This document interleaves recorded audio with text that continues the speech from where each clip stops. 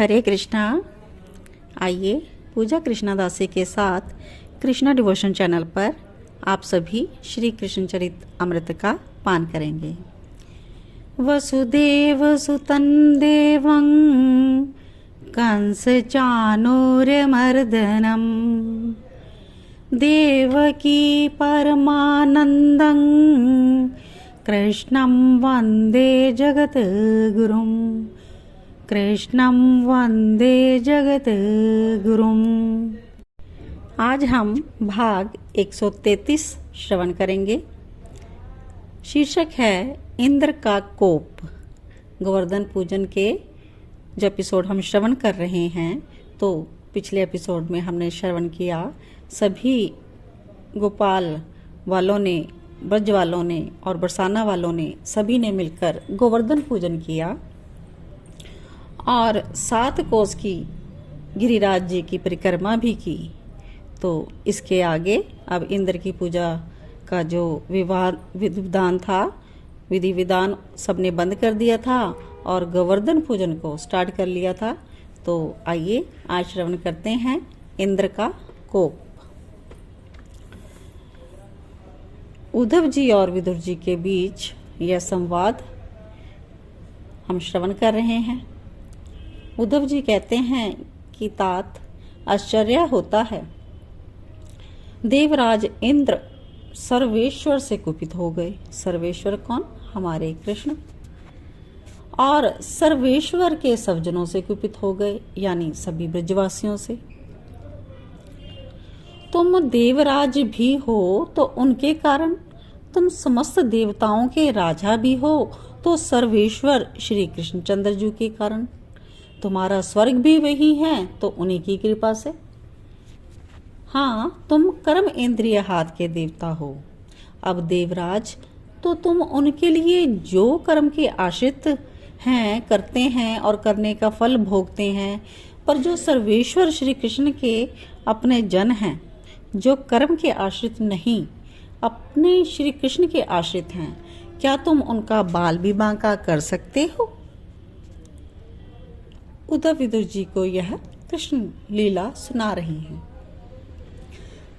तात कर्म नहीं करते ब्रजवासी, ऐसा नहीं है, करते हैं, पर उसका फल श्री कृष्ण ही है, फल अपने लिए नहीं है। तो फिर कर्म इंद्रिय हाथ के देवता इंद्र का यहाँ क्या काम? अज्ञानता इंद्र की है यहाँ, अहंकार इंद्र का दिखाई देता है यहाँ। पर इतना तो विचार करो, तुम एक देवता के राजा मात्र हो, स्वर्ग के अधिपति ही तो हो। पर हमारे गोलोक बिहारी कन्हैया की एक पलक गिरती है ना, तो तुम्हारे जैसे हजारों इंद्र जन्मते हैं और मर भी जाते हैं। ओहो, इंद्र को तो क्रोध उन्माद हो उठा। सुर है, यानी कि देवता होने के बाद भी आसुरी भाव ने इंद्र को जकड़ लिया। पर इन सबसे अपने नन्हे कन्हैया को क्या फर्क पड़ने वाला था? इसे तो आनंद आता है, इसका तो आहार ही है अहंकार। ये अहंकार का ही तो भोजन करता है। अब नेक्स्ट सीन है, यहाँ पर देवराज इंद्र अपनी पुरी अमरापुरी में एकाएक क्रोधित हो उठे और क्या कहते हैं, क्या मेरी पूजा अर्चना त्याग दी उन अहीरों ने? ये सब बातें कौन बता रहा है? नारायण नारायण। देव ऋषि नारद जी आंखें मटका के इंद्र को बता रहे हैं।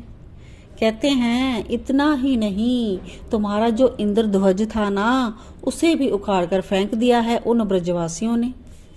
उन गोपों ने तो आपकी घोर अवज्ञा की है देवराज। आपका आह्वान तक नहीं किया, आपको बुलाया तक नहीं इस वर्ष उन्होंने। पूजा अर्चना किसकी हुई ब्रजमंडल में इस वर्ष? इंद्र ने पूछा।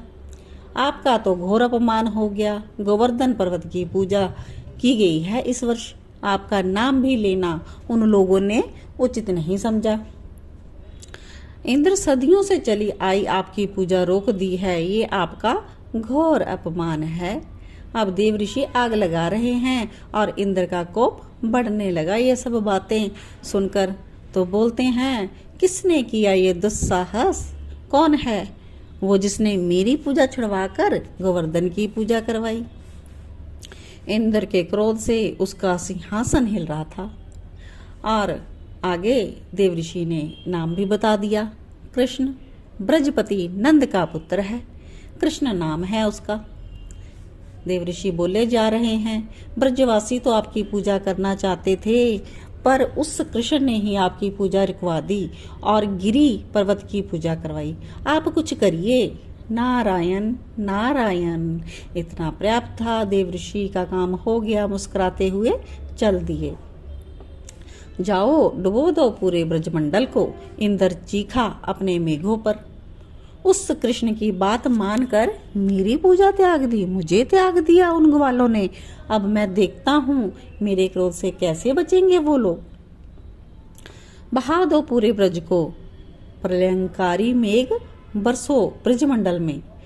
गोपों के समस्त पशुधन को बहाकर नष्ट कर दो। गरजो ब्रज में जाकर। मेघों को इंद्र हुक्म दे रहा है। इंद्र का अत्यधिक क्रोध चढ़ गया। क्रोध जब अधिक चढ़ जाए ना, तब आसुरी भाव प्रवेश कर जाता है।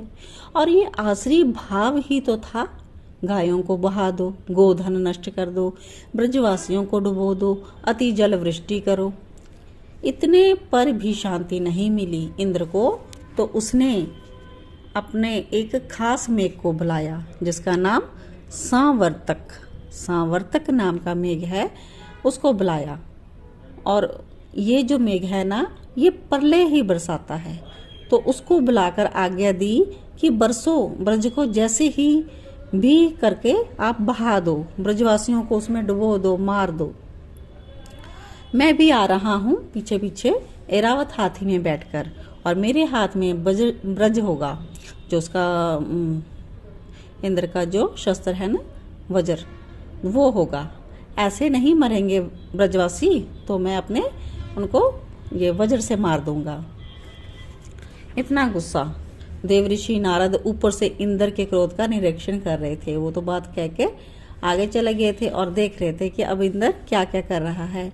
वो हंसे और कहते हैं, अरे पागल इंद्र, ये ऐरावत हाथी समुद्र से ही तो निकला है, और समुद्र भगवान नारायण का घर है।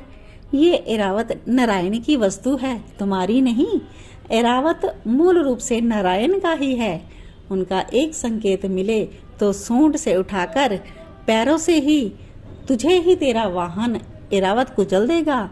और हाँ, वज्र पर जो तेरा शस्त्र है ना, इस पर भरोसा मत करना, उस वज्र में उन्हीं की ही शक्ति है। लेकिन देव ऋषि प्रसन्न होकर अब आगे की लीला देखना चाहते थे कि लीलाधारी इस इंद्र को कैसे मजा चखाते हैं। तो ये सब सीन क्रिएट किया नारद जी ने। और इंद्र, जो कि बहुत ही अपने आप को अहंकारी समझ बैठा है, और ये अमरापुरी का और सभी देवताओं में श्रेष्ठ अपने आप को समझता है। तो देखते हैं आगे इनका और श्री कृष्ण का क्या सीन चलता है, और कैसे कैसे इंद्र को क्षमा मांगनी पड़ती है एंड में।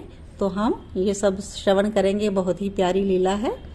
बहुत बार आप सुन भी चुके होंगे, लेकिन फिर भी श्री कृष्ण चरित अमृतम का पान करते हुए जितनी बार भी श्री कृष्ण की गाथाएं, लीलाएं और उनकी महिमा गाई जाए तो कम है। तो हम हरि कथा को श्रवण करते रहेंगे और अपने कर्णपुटों के द्वारा अपने हृदय में अमृत का संचार करते रहेंगे, और प्रेम वृक्ष की जो बूटी है उसको निरंतर बढ़ते बढ़ाते रहेंगे, और श्री कृष्ण की भक्ति में दिन प्रतिदिन अग्रसर होते रहेंगे। आप सभी को, आप सभी के हृदय में विराजित श्री कृष्ण को मेरा बारंबार प्रणाम। भजे ब्रजेक मंडनम समस्त पाप खंडनम, स्वभक्त चित्त रंजनम सदैव नंद नंदनम, सुपिच्छ गुच्छ मस्तकम सुनादु वेणु हस्तकम, अनंग रंग सागरम नमामि कृष्ण नागरम, मनोज गर्व मोचनम विशाल लोल लोचनम, विद्युत गोप शोचनम नमामि पदम लोचनम, करारविन्दभूधरं स्मितलोकसुन्दरं महेन्द्रमानधारणं नमामि कृष्णवारणं महेन्द्रमानधारणं नमामि कृष्णवारणं। जय श्री कृष्ण।